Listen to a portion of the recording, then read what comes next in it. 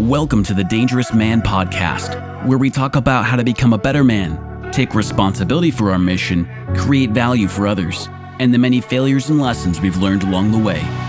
Stay dangerous.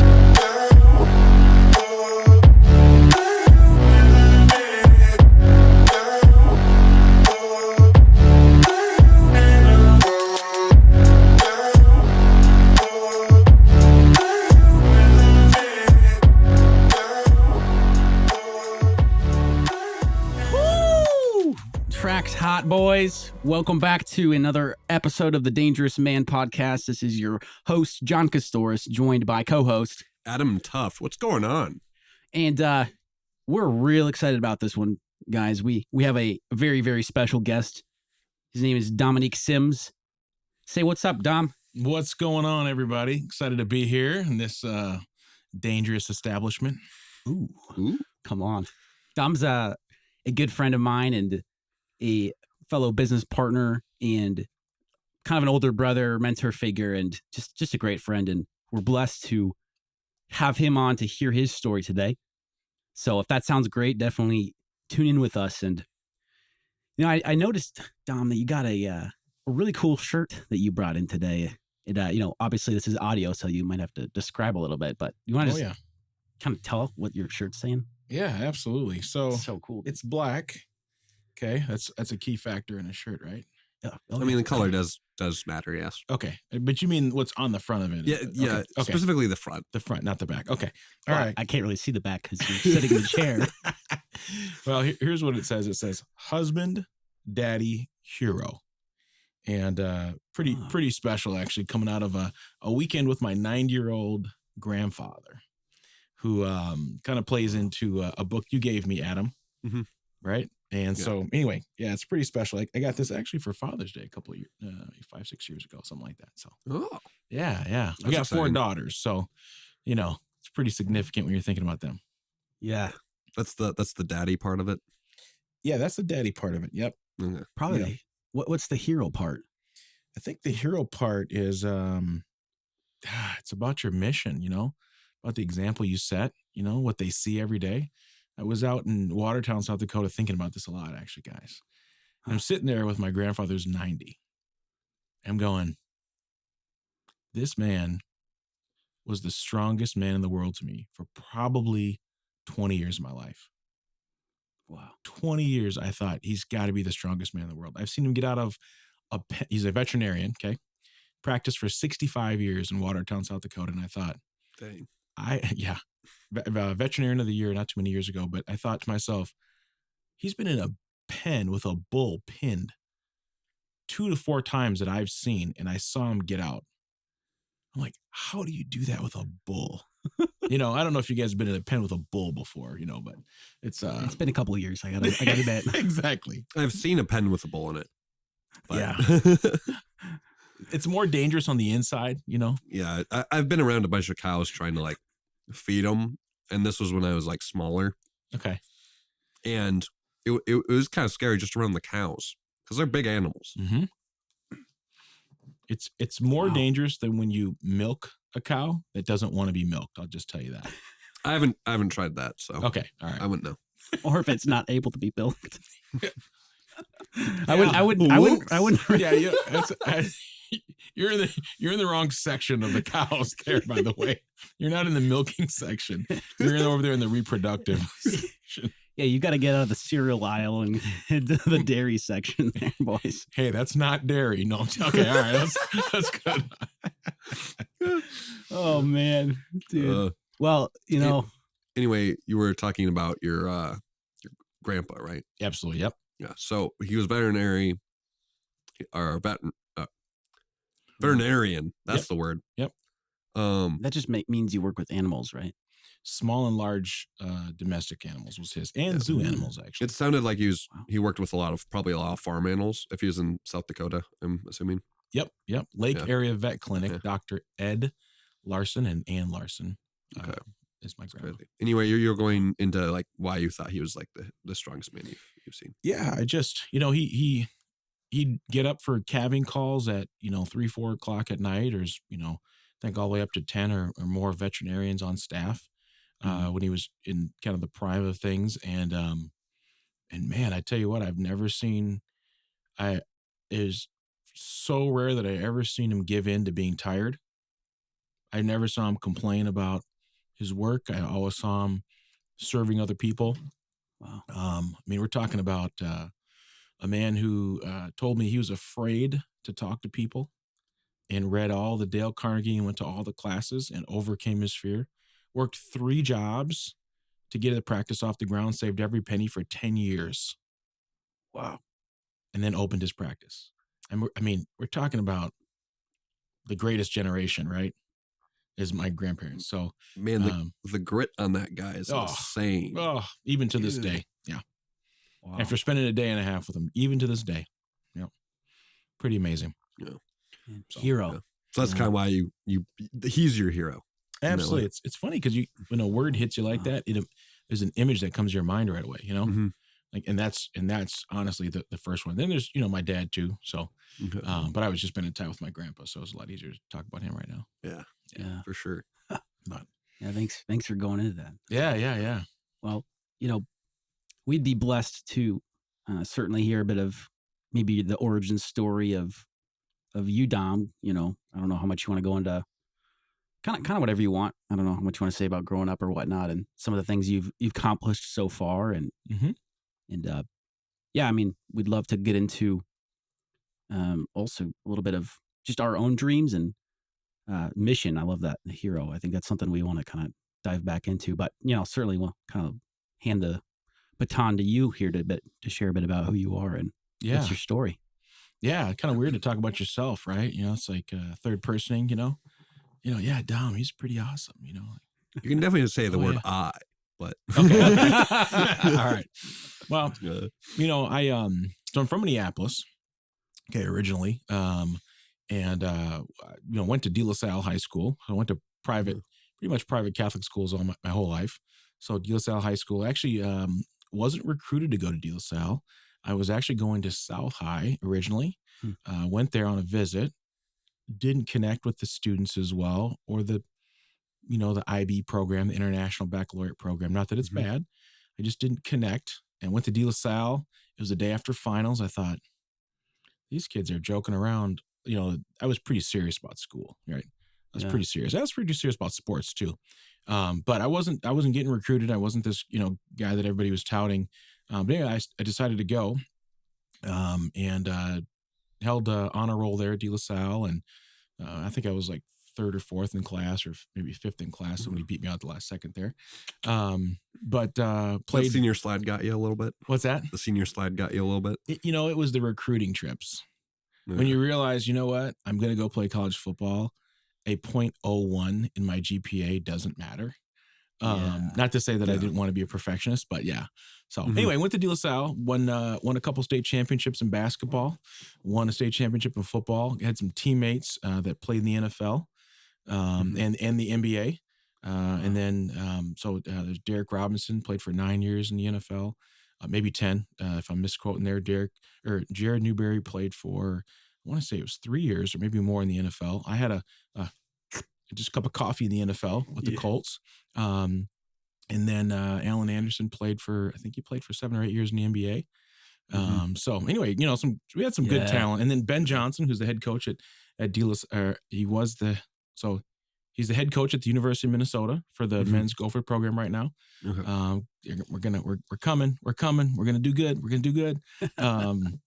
They're having some struggles right now. But so anyway, we came out of there, was recruited to the University of Minnesota. Went there, actually was going to go to Colorado. Was getting recruited pretty heavily coming out of high school as a quarterback and a safety.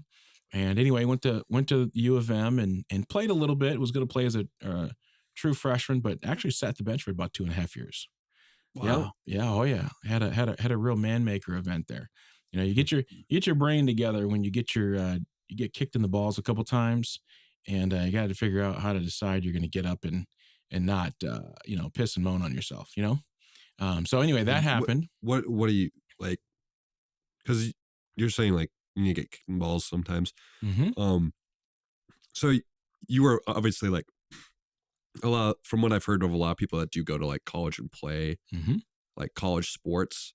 Like when they're in high school, they're kind of like the man, and they're like always like killing it. And then they get to like college, and they're like, oh, I actually have to like try at this now. Mm-hmm. Is that kind of a similar experience that you had, or what like happened there with you being on the bench for like 2 years? Yeah, I had a coach who recruited me, and then he left for the NFL the year after I got there, or the half of the year I got there. Oh yeah. So it kind of it was a new regime. Yeah. Oh, okay. And the best of the new regime is kind of the worst of the regime that takes over. Okay. So I had to deal with a couple of those guys, and nothing bad about those guys, but you know what? I wasn't their guy.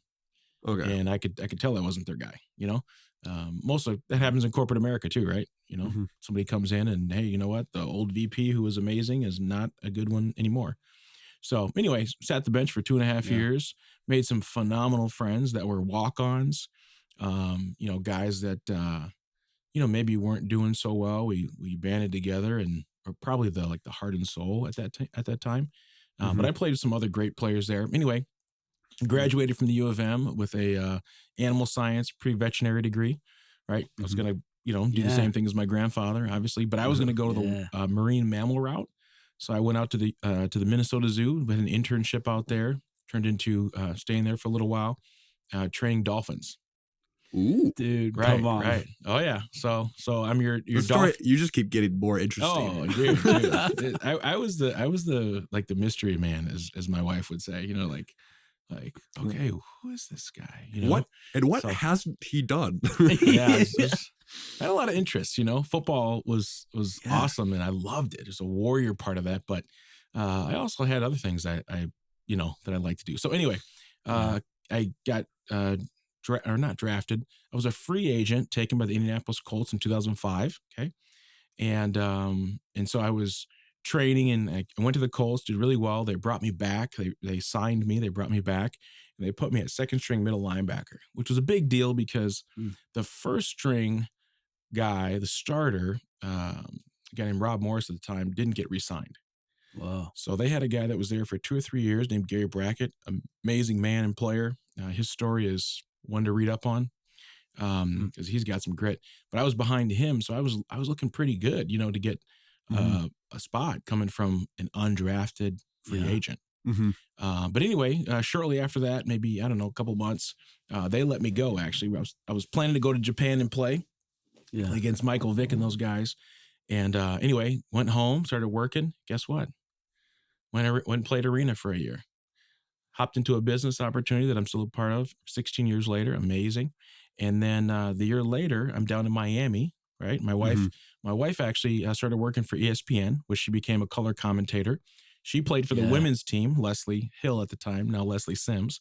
So she played for the women's team with Lindsay Whalen, who's the head coach at the University of Minnesota now. Oh, dang. Oh, wow. So there's all these connections. Yeah. So she's out in Bristol at ESPN, but she's rooming with her college roommate and friend, Lindsay, who played for the Connecticut Sun.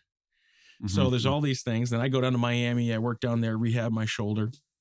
And anyway, get taken into NFL Europe. So I'm in NFL Europe in Berlin and Frankfurt, Germany, 2 different teams. I got traded mid-season, came back here, did some stuff on my knee, some surgery, and spent about 2 years on the IR. Oof. So yeah, there's some patience in there. You really gotta, I think people give, athletes are, they live this luxurious life, but man, when you're doing 3 rehabs a day for like a year and a half, when you come back, man, you're putting everything you got into what you're doing. So there's a kind of this, So were all these like the shoulder and like the hip and whatnot? Shoulder, knee. Was that all because like a football related injury stuff? I'd love to tell you one of the Dolphins like body slammed me. That'd be way cooler. You know what I mean? Like I'm doing water work and like, ooh, but you were riding the dolphin. Exactly. It's like you were riding the dolphin and you were fighting sharks. Right. And it threw me out of the pool. That's and next episode. Yeah. Oh man. Yeah. Tune in. But yeah, so it's pretty fun journey there for about 3, 4, 5 years. And then anyway, got married. Leslie and I have been married for going on 13 years this coming June. amazing woman, amazing mother. So glad I married her. So glad I wasn't really in a spot where I really wanted to date at that time, but I could just, I knew it. I prayed on it. I knew it. I knew she was it. And well, 4 daughters later, right? 8, 6, 4, and 1. And man, we got a girl squad at home. So now I traded in the football uniform.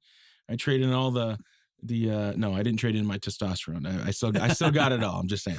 But for pinks and glitters and Barbies, and I razz my girls all the time. Barbies again? Are you serious? Come on, again, another Barbie. So just being over dramatic about it. Oh yeah. So, but and onward to business. The NFL was a huge dream. Shameless plug. My brother Jericho Sims plays for New York Knicks, number 45. He's going to be in the dunk contest this coming Saturday, the 18th, in Salt Lake City. Woo! Dang. Oh yeah. No way, dude. Come on. So I know he's going to win it, and it's going to be super exciting. He's a huge. They call him the most athletic player in the NBA right now. Wow. Dang. Yeah. And he was young watching me chase my dreams. Yeah. Okay. I was young watching my 2 older brothers and my dad and my grandpa chase their dreams. I was watching my brothers chase their basketball dreams, but I was watching my dad in his dental business and my grandpa in his veterinary business. So, we're talking about, you're talking about vision casting. Man, our life is more of a vision cast than anything. Anyway, all right. Come on, dude. Let me back off there. But go ahead. That's what's up, dude. Come on. I think I do pretty good in a dunk contest. I mean, if you got me a chair, maybe, but and a trampoline. Yeah. I just have to learn how to do a flip, so I could get some points for the. I'd have to work on my vertical for maybe 6 months, and then I'd probably be able to do it. What do you think your vert is? I have no idea. Honestly, it's probably really low. Like, I feel like when I jump, I hardly get any air. You think it's at least over 12 inches? I would hope so. I honestly don't know what my vert is. And maybe it's just 4, maybe I just don't jump enough. I don't know what it is, but I feel like I don't go up very high when I jump. I feel like I'd have more respect for you if you didn't pass a foot. If your vert was 9.5 inches, I'd be like, you know what? You're amazing, man. Respect. But if I'm if my vertical is 13 inches, then you're like, you could do better. Yeah, exactly. Yeah. That guy's a tool. Now I really need to know what my vertical is. Yeah, we'll test it out, huh? Yeah. I am curious, Dom. What was that like, seeing people pursue? I mean, there's a couple facets here that are really interesting, but you're seeing your older brothers and your dad and your grandpa pursuing and had pursued their dreams and, finding some success there and inspiring figures. And well, I'm kind of curious what that's like getting into a place where you're in NFL and you're kind of, in a way you're kind of there. You're like, okay, I'm still in the journey here, but I've made it to a place that I set out to make it to. What was that kind of like, having that, in a sense, go in a different direction? Yeah. Well, I think that the biggest thing is when a dreamer, dad, grandfather, brothers are so close to you, you automatically feel qualified. They're just like you. They're in your family. You're with them all the time. You're talking to them, you know them intimately.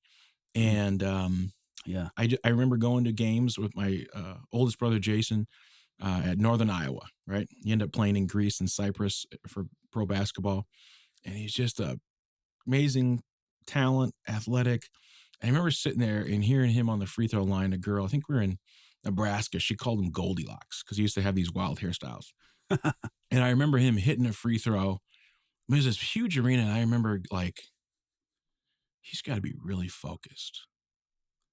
It doesn't matter what anybody says. You know what I mean? Just that, quiet little, lesson that you just take in. I remember my other brother, Ty, in between Jason and I, he won the dunk contest in Minnesota, and I used to kind of chase him around and watch him. And I saw him I saw him play in a community college and then work his way into a Division I school, Kansas State. And I remember when he was at a community college, it was almost like a holding pattern because you can get lost in the community college program. Mm-hmm. And I remember like the resolve and the tenacity when I went to his games up in North Dakota. And I remember just seeing him there was no scouts, there's nobody watching. Hmm. It was like, just the family and other guys who probably weren't going to make it out of there. But he was so dogged determined. Now he was really athletic, and so, you start patterning these things like, okay, I'm tough and I'm focused like Jason. Okay. Whoa. Okay. I'm absolutely like determined like Ty, and I'm athletic like him. Right.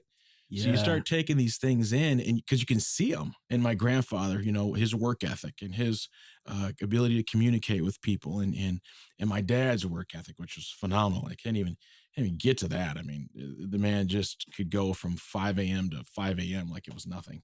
I mean, wow. So anyway, I was gonna say, Mhm. being able to visualize something is huge. Yeah. And to be able to just have that right in front of you your whole life. That's so cool. When the teacher is doing the vision, man, it's like you don't just hear it in a classroom, like you're watching somebody live it out. And it's like, boom. It's almost like it's not like you hear it, it's not like you see it. You're living in it. And so if the reality for you to have it, for you to do it, I'm in the NFL, getting back to your question, John. Yeah. I'm in the NFL and I'm there and I'm going, this was literally my thought. 2 years sitting the bench, maybe not having the best feedback from coaches and maybe other peers that I was going to make it, right? Many family members not believing you're going to make it. But here's the thing. I couldn't part from what my grandpa, my dad, and my 2 older brothers went through. I couldn't part from them succeeding. You know what I mean? Like mentally, I could only say it's happening.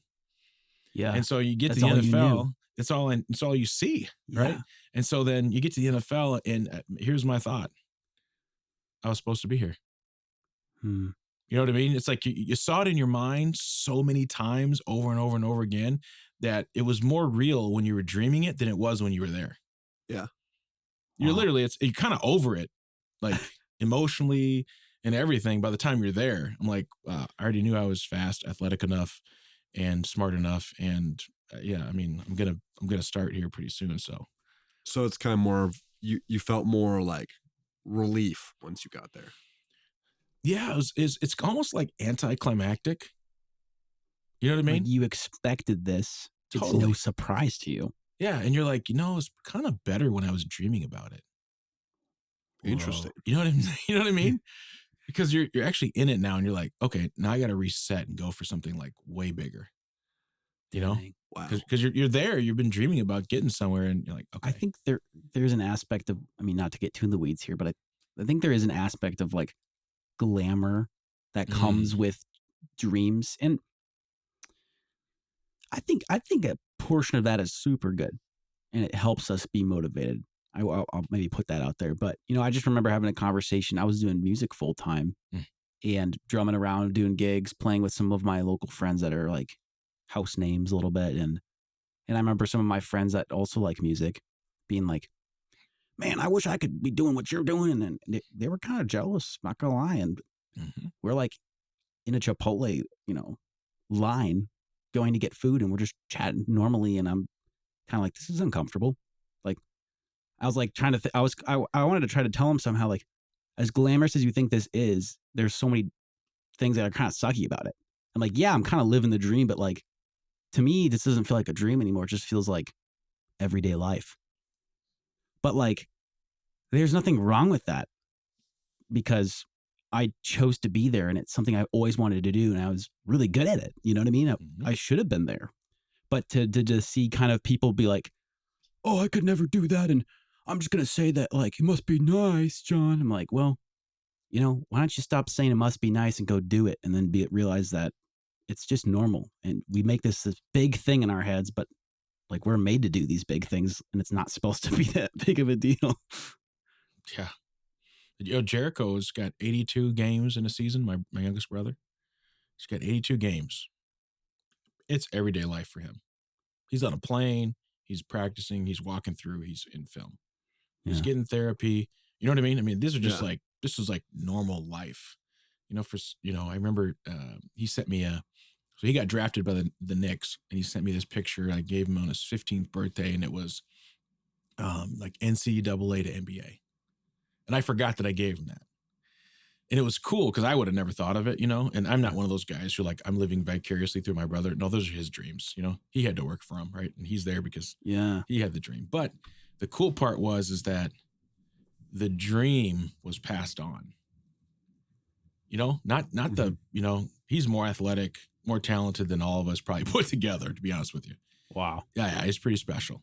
And I tell you what, when I look at all the dreams of everybody passed down, you got, Jason playing basketball overseas, Ty playing big time basketball. You got myself, you got my brother Drew in the Marine Corps, you got my brother Isaiah playing college basketball, and then you got Jericho.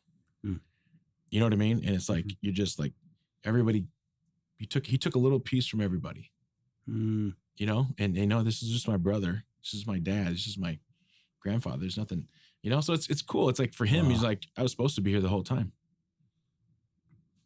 Well, like to him, it's like, he's got to reset his vision now, but you know what? He's in the dunk contest.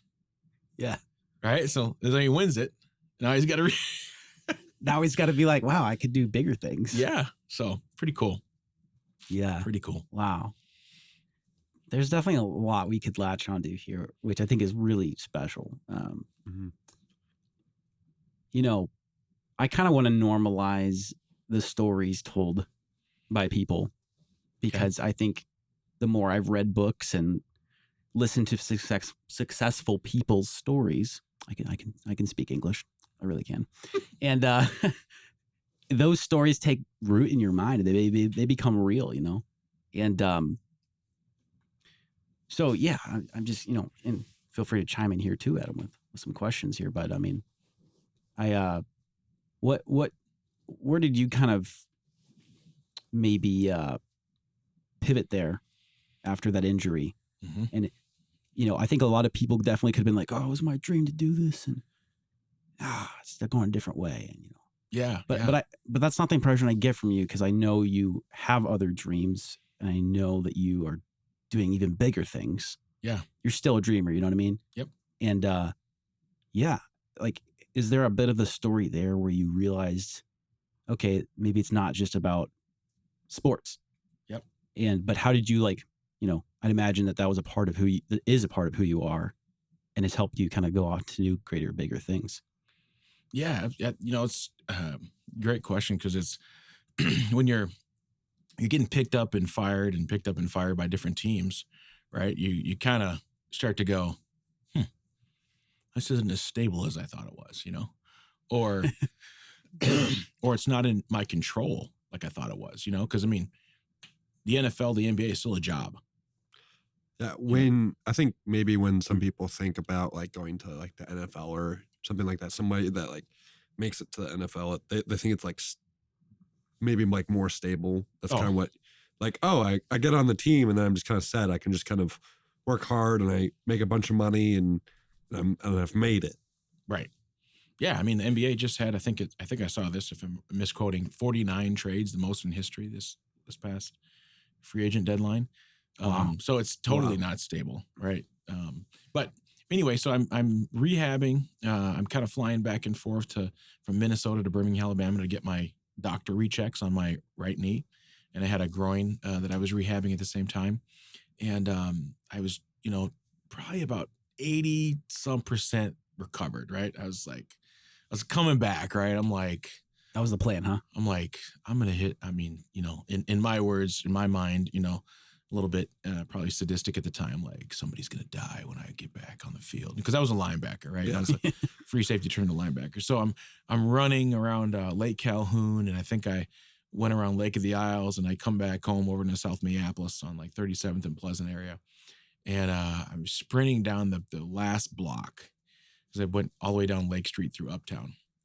And I had my brother's dog, Rhodesian Ridgeback. His name is Osiris. He was overseas in Afghanistan at the time. And so anyway, I was running with him, and I literally was on that last block. And I heard it and I knew it. I was done playing ball. Huh. I knew it. I had peace. Now, granted, I was the guy who would never let go of it. Like, I wouldn't let go. I was going to be in the Pro Bowl. You know what I mean? Like, I was focus, right? like, oh yeah. If there was anybody, and so when people found out that I was done, it was pretty shocking. You know, they're like, "What?" Mm-hmm. See, I went cold turkey into business. Huh. I went cold turkey on football. Like, I was like, "There's no purpose there anymore. Let's go." So I transferred everything in my work ethic, which is really independent work ethic when you're in the NFL because you don't have a team to like plug into. You know, once you're done, they're kind of like, "Okay, you can't work out here anymore." Yeah. You know what I mean? Like, Yeah. That free agent kind of. Yeah, like, we love you, but here's your plane ticket, bye. You know? So anyway, I transitioned full-fledged into business with our online business, started rocking and rolling, started a career kind of doing some sales and try to get good at it because I just sucked. I mean, I sucked so bad. And I didn't even want to be good at it. So that was a whole nother thing for me. But so anyway, started being able to help people. Didn't really connect with corporate America because I had never worked it, right? I'm like, why would you want to work in an office? Yeah. Because you've been working on a field. Right. And you're outside and you're in like the field. Well, the other thing is like you kind of as a pro athlete, you kind of judge like people who are like maybe like not in shape. Yeah. But like, okay, they're not getting paid to be in shape, but they're in shape in the ways that make them money, you know, in their jobs. Yeah. So there was a lot of like peeling back, you know, when I was working and moving forward in business. But you know what? We've got a vision to help hundreds of people make substantial income outside of their full-time jobs, to be absolutely not only financially independent, but there's a lot more. We own another business today. I know you know that, John, but yeah, we own a trucking brokerage business. So we're fully self-employed now, my wife and I, which I should tell you this, my wife, so she was a color commentator at ESPN. She started behind the scenes as a production assistant. She went to the Final Four in college. We got married along the way, and then she's full-time business owner with me. Yeah, so, and she wasn't so excited in the beginning. And then I think, you know, when you realize the freedoms that you have, running your own show, calling your own shots, she's like, yeah, this is more boss chick than any corporate title could ever give me. You know what I mean? She's like, okay, you know, now I'd let her speak it from her words, but like, okay, like ESPN is like pretty, I mean, she got paid to talk about basketball, right? Okay. Here's the thing. My wife, Leslie, is a dream chick. Okay. For me, dream chick for me. Okay. I think she's extremely good looking, right? Those eyes to die for. Okay. Or to live for. All right. And I won't name anything else. Okay. That's my wife. So I'm just okay.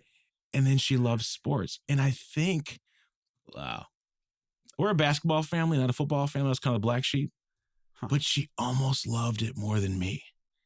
I can't say she loved it more than me, but you know what? She went into a career with basketball. You know what I mean? Dude, she loved her dream. Dude, so she'd be like, you're in front of the TV, get out of the way.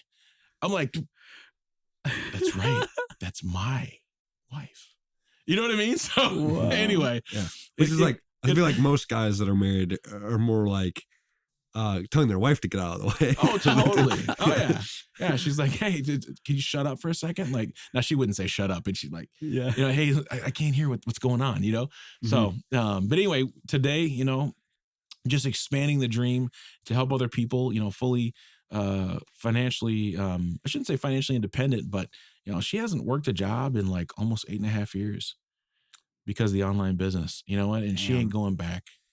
And she ain't giving the money back. Come on. You know, the freedom is too good. And so, you know, we want to share that with other people like we were taught. I mean, there's a couple guys here. I got to make sure that I give them a little, right? Alan Leiniger, Jack Hendricks, Dustin Wuchterl, those guys, they mapped this, you know, husband, daddy hero for me. Yeah. And we just kind of walked out the vision that they had. And now, you know, we're doing the same thing. So it's pretty cool. I got a big dream board. Dude, come on. It's got a map of all the guys and ladies that we're going to help across the country. We've got, you know, huge goals with leadership and dream properties. I was just down there showing somebody this dream property. I heard about that actually. Oh yeah. Out in the boons. Oh yeah. And my wife actually wants to live out there. Chicago city girl wants to live in the country. Dang. I'm like, Wow. those prayers were answered. So I think it's just the country music, right? oh man, hey, if I can get her in some country boots and do some country line dancing, John, you're gonna have to help me with that because there's another dream for me. I got to put that on my dream board. Yeah. Dude, But, wow. That's it sounds like you caught grip of something for you that was for you. Like I'm not gonna say sports isn't that, but I think, even myself, like I didn't give a rat's ass about business, 3 years ago. But as we walk our journey as men, there's different things that, happen for a reason that lead us to kind of our ultimate way that we can have leave an impact. Mhm. And as cool as like entertainment business is, it's obvious to me seeing you talk about something you care about, football, but to see the way that you're even just lighting up talking about this impact of helping other people and like what it's done for your family, you know what I mean? Yeah. Like it's obvious that there is a deeper like mission that you've found, and it's been, yeah. Yeah. The biggest thing is in serving others, we become free. Right. There's another tagline that we've embraced in our life, and it's "I live free." Right, I live free.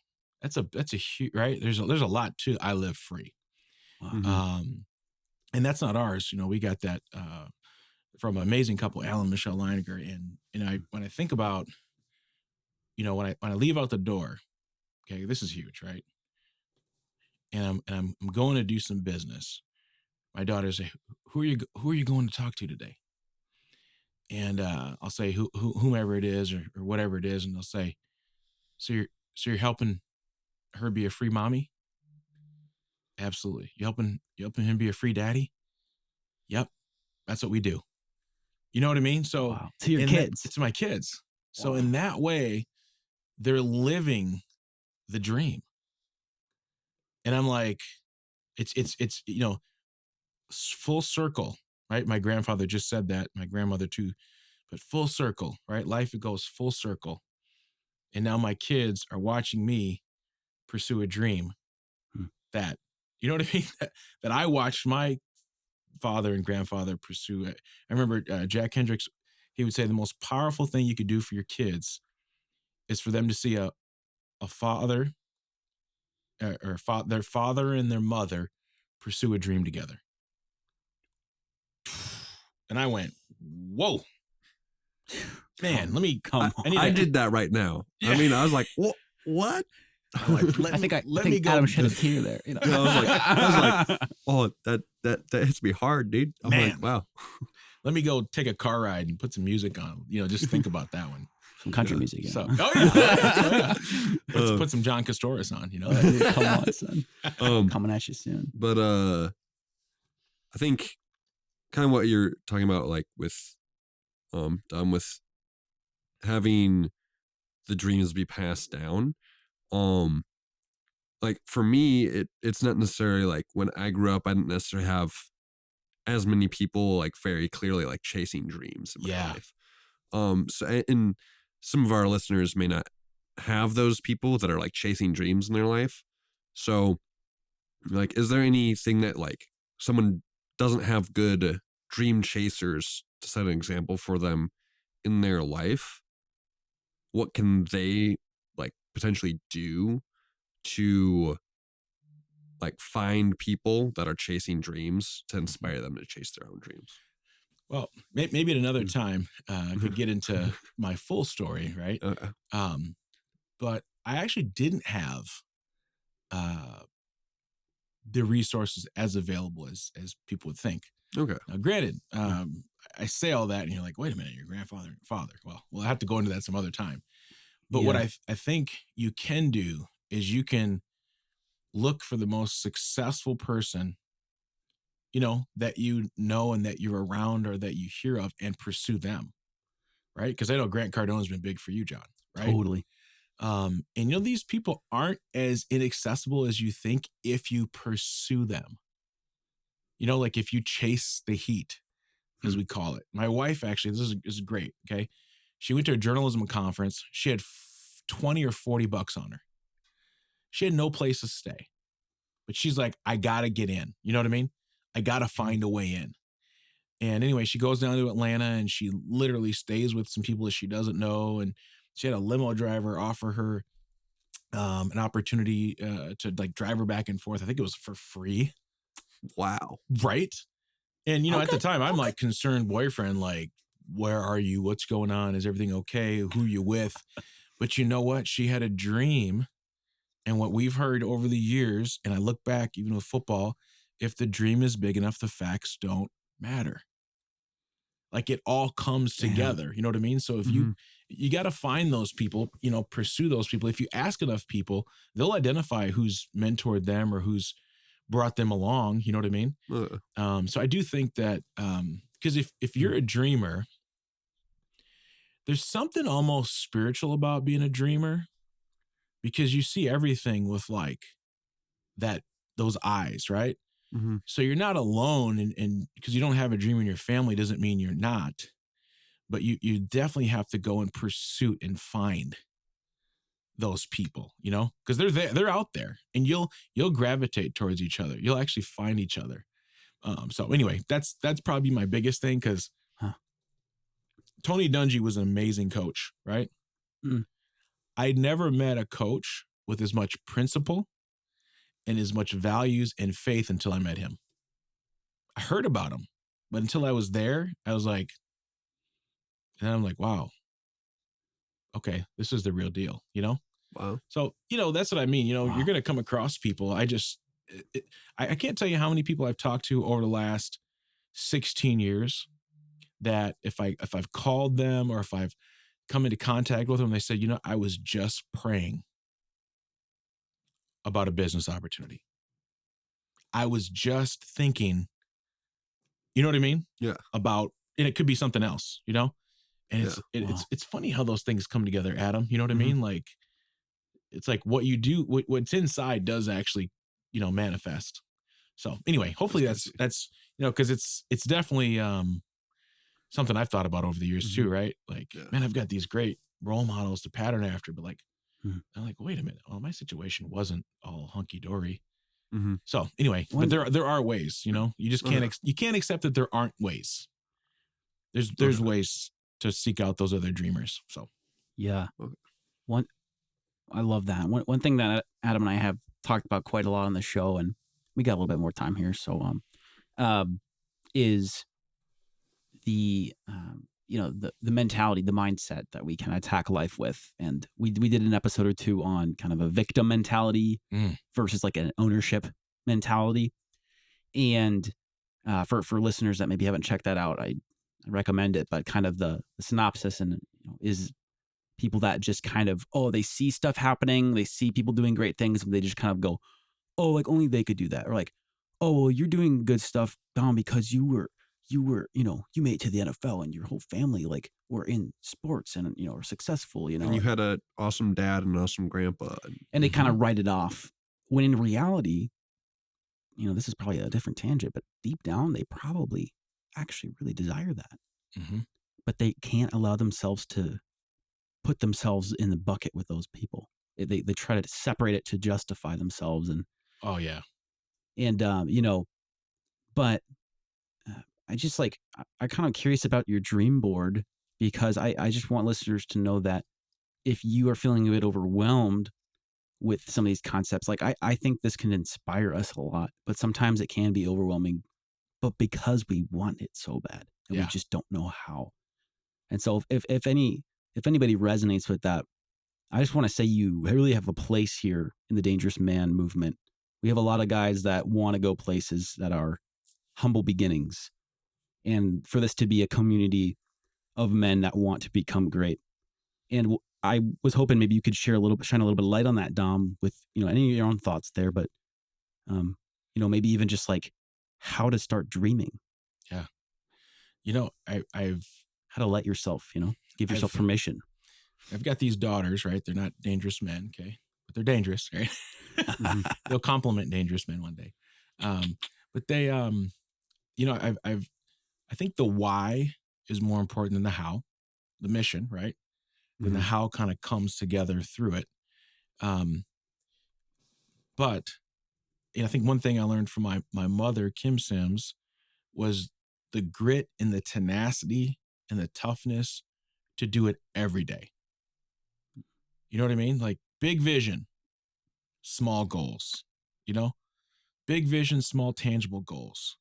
Yeah. To me, if you don't put those two together, 30 years as a dentist, my dad, Dr. Charles Sims, 65 years as a veterinarian, my grandpa and grandma, Dr. Ed and Ann Larson, don't happen, And so what I've tried to pass on to my daughters is the small daily decisions to divorce your feelings, right? Don't let your feelings dictate where you're going, because that's not going to line up with your vision. There's little selfish decisions, right? Like, oh, I just want to get a little nap in. Oh, I deserve a break, Not that you don't deserve rest and a break, but like there's these times where everybody else is doing the exact same thing with the exact same mindset, and you have to do the opposite. And these are the little, there's just little things that my 4 daughters, Jordan, Kennedy, Selah, and Araya are getting, And you know what? I'll give a huge plug to my wife, because you know what? Being married to a dreamer, now she's just as competitive as a dreamer, just competitive and a dreamer. Yeah. There's a lot of friction. You got to make sure you know what I mean? Because, There's a lot of dream happening. You just both want to push. You want to get there, you want to go. But I think the why is more important. But I think if you're listening to this right now, I think you're on the road, because you're surrounding yourself in your ears with people who are dreaming, So I'm excited to see where this is in 5, 10, 15 years, and the other people who've come on board as dangerous men. You know what I mean? I'm excited to see this mission manifest, because there's a huge mission here, right? I'm like, obviously I've talked to both you guys about it, but that's pretty that's pretty exciting, like we talk about, there's going to be people that come on the podcast that have walked this journey with us, and now they are dangerous men getting interviewed on their story because of this movement. I started my business because of your encouragement, John and Adam. You know what I mean? And like, hey, I remember episode this, and I stayed the course because of what you said, Adam. You know what I mean? Like, because of when I didn't have anybody in my life. And I just think, like, are you trying to find ways to make it happen? Or are you looking for reasons for it not to happen? And I just, we have this thing in our life, my wife and I, like, we're going to listen to no fear, no doubt ever, period. Shut it out. And every good reason, every motivation, everything that's good that helps us move forward, we're going to pick up and take with us. And I think that's like something that is super powerful, because then all you're doing is putting rocket fuel in your tank all the time. That is really powerful. Yeah. So how, like, if there is someone who is like, can tend to be like negative or try to find the reasons not to do it. I know sometimes I can do that, where I'm like, oh, well, maybe I should, maybe it's not a good idea. Maybe I could do this, something else. Yep. For someone who could be listening, as well as a little bit myself, to find reasons not to do it, how do they kind of switch gears? Like, were you always like very like, let's push off the fear and doubt and go after like what's good and put that rocket fuel in our tank? Or is it like, oh, we have these negative things, I'm looking for ways to not do it, or reasons to not do it? And then, like, did you have to like change something in order to like switch? And what was that thing that you had to do? So I think I'm naturally a pros and cons person. Okay. Right. I'm naturally like, the medical mind, obviously, in my family. Yeah. I'm thinking, okay, what are the pros? What are the cons? Right. And I'm naturally a person who says, okay, what can I improve on?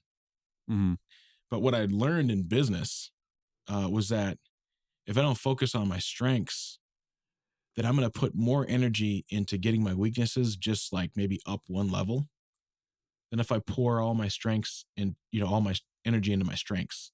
Because then my weaknesses will get a little bit better. So I think just thinking of, like in being in business, what I've found of and what I've come to realize is, and succeeding in business and helping other people do it and listening to the people who do it, is that I literally have the only way, right? Dustin Wachtero, this is him 101. This is one of your business mentors. Oh yeah, big time. When his 101 is, you have to get around people that are successful, and then you'll get those strengths, you'll get that mindset, right? Like you can't like learn your way into it necessarily. You have to get around the people and kind of be with them. Wow. And I've seen him go through high highs and some pretty lows, and I've always seen him stay tight to the fire, to the dreamers. Yeah. And I just think if you're lightning fast, right? Or if you got mad hops, because I know you said you got some mad hops, right? That 9 inches. Exactly. I have no idea what my vertical is, by the way. But I'm literally just gonna grab onto your coattail and let your momentum and energy swing me into, you know what I mean? Yeah. And I think that's the only thing, because I know what it's like to think, oh yeah, but okay, this might not work if I do that. But then I'm sitting over here evaluating this for 30 days while the guy over there got started. And he learned way more because he started and what happened in the 30 days than I did trying to plot and plan what might happen in 30 days. Okay. So anyway, hopefully that helps, So kind of what so it sounds like definitely find the people that are doing the good things that you want to do. Totally. But also from what you're saying, it sounds like you want to focus on doing more good, not less bad. Oh, absolutely. Yeah. So totally. Rather than getting rid of the bad stuff, just find out what you're doing good and do more of that. Yep. Okay. And if you think you suck at everything, you have to find something that you're good at and start there. Okay. I don't think there's another way. Yeah. Dang. Because we're all good at something. From people that I have talked to, I think there is a decent amount of people who do not think that they're good at things. And I think for me, when I was in high school, I was definitely that way, where I felt like I wasn't good at anything. So I think they do definitely exist. And I think sometimes in those people in those situations, sometimes it takes someone saying like, hey, you're good at this. But also because those people are focusing so much on the negative and trying to like get rid of the negative, they can't see the positive as much. Mm-hmm. So even just trying to like flip that, like right now I'm thinking like, oh, for me to focus more on the good, maybe I need to like every day write down some things that I did that was good. So then I can kind of get, dial in on what am I good at, and then being able to, increase those things. That's so good, because I actually have to do that today. Like I have to, like, if I don't have a day where I felt like I was productive, I have to go, okay, but what good did I do today? Yeah. That's awesome. Cause I needed to hear that because, like that was powerful. That might even be more powerful than anything that was ever said here tonight. Yeah. Seriously. Cause there is good that you do, Yeah. Wow. Have to pick your brain on that after this. Man, dude. Yeah. No. And Adam and I this is a whole other topic. This is why I love podcasting, Dom, is Adam and I can't tell you how many times you're like, how do you come up with the content for a podcast? Like you just start talking and you realize there's a billion things that you want to go into and you don't have time for. Like the reason why me and John started this podcast is because we had conversations. We're like, wow, this is a really good conversation. Maybe we should just start recording them. Yeah. And like literally our creative process is we sit down and be like, so what do you want a podcast about today? Okay, hit play. Yeah, man. It's just the real things happening in our lives every day. And, if there's a piece of inspiration of our dream, of our mission that we can pass off to somebody who needs to hear it. I mean, talk about getting around people that dream, I can't tell you how big of a blessing it is to live with Adam and be able to just like talk in the kitchen as we're, making, I don't actually have these, but as we're making mimosas, I as think we're making eggs would probably be more accurate. That's probably what we're actually doing. making eggs and toast. Yeah, that's pretty much actually our life. Yeah. What do you eat? What do you eat for 50% of your meals? Eggs and toast. Actually, though. But we live in a time where you can get it in your ears. Like I can't. There was a time, I'm a Christian, and there was a time where I was sitting down, and what a lot of Christians do is they sit down and they spend time in quiet, before God, and we believe that God's always in our presence, and to be able to like reach out and share what's going on in our life with God, and to connect with, learning more about who God is, and it is kind of mysterious, but over time you really realize that all the joy and love and peace and goodness comes from him, and that he has a plan for us, and that it blesses us, and that this, it seems God, but that this is a person that cares deeply about me. And bringing it back to what Ab and I were talking about, we went on this weekend talking about our own like fathers, and that was kind of the theme. And God, who like he demonstrates those characteristics I just mentioned through the example of like a father and son relationship. And just how I think where I was going with this is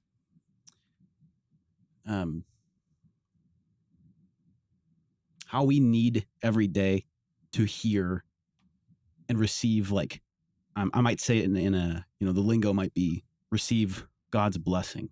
And kind of what that means is, think about maybe your own dad. Is there a time he said, I was proud of you, or a time where he pointed out, this is something my dad did a really good job of. You know what, John, like you did really well on that hockey play, and I noticed you did this kind of stick handle thing, and you just do that really well, very consistently. And just hearing that, like I'm a human, and I have all kinds of things that are hard in my life, and I receive all kinds of doubt.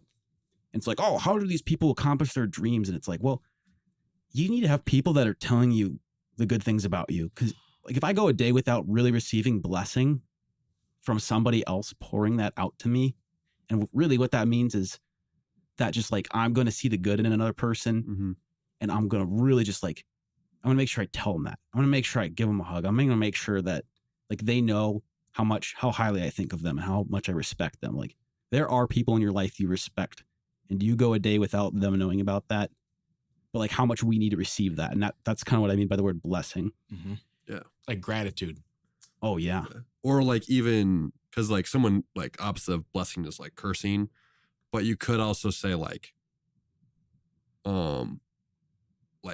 another word for blessing, like blessing and cursing is very like they have like spiritual connotation to them, but you could also say like affirmation or honoring somebody for like what they're good at, or who they are. Whereas the opposite of that would be like kind of in the cursing realm a bit more if you're just kind of going for like, oh, like rejecting them or being cynical or criticizing them.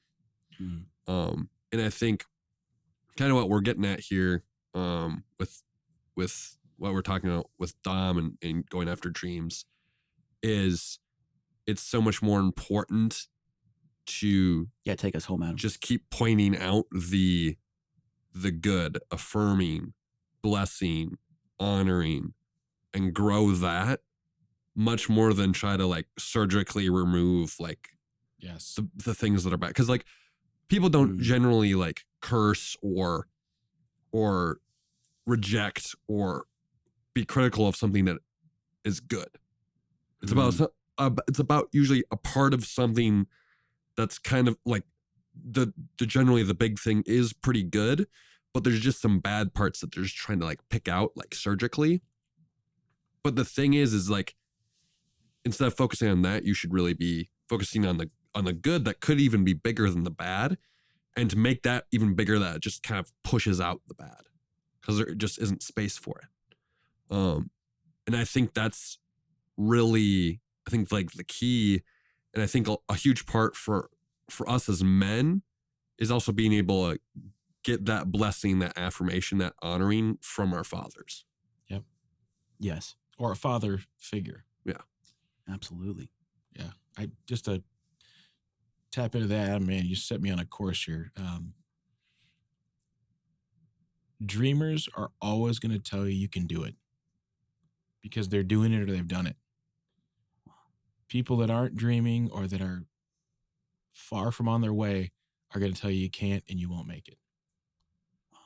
So I'm always going, well, I know where the dreamers are.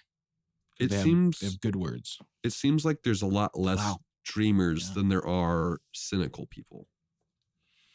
Yeah. Like there's a lot more cynics, people who are being cynical, people who are, rejecting, cursing, being critical, being a critic, saying you can't do it, being cynical, yeah, rather than people who are dreamers out there.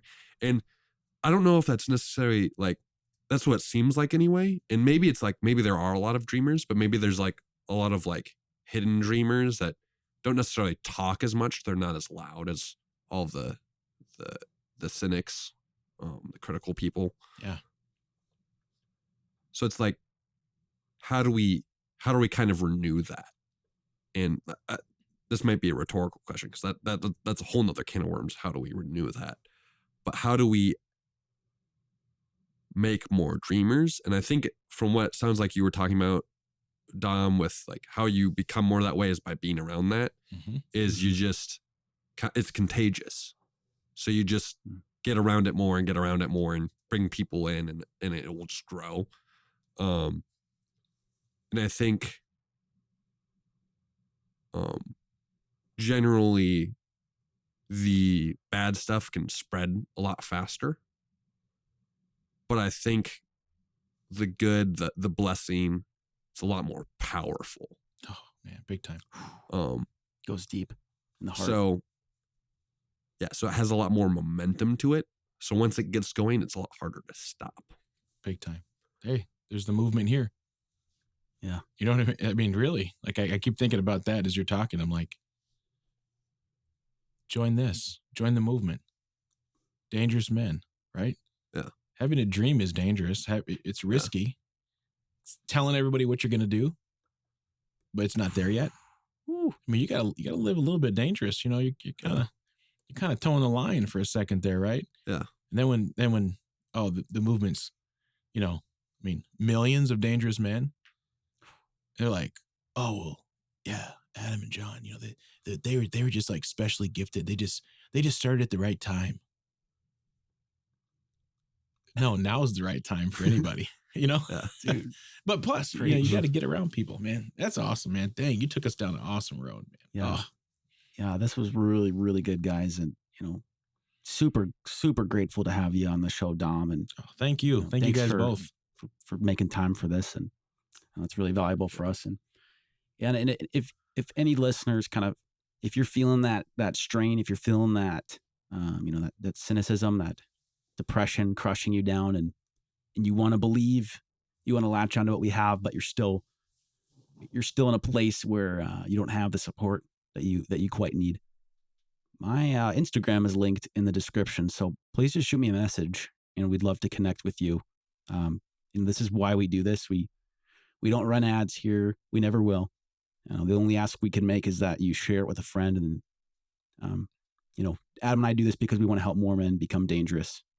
So we're dropping new episodes every Monday, Wednesday, and Friday. So subscribe so that you never miss out. Join us next time for all of our listeners. Until then.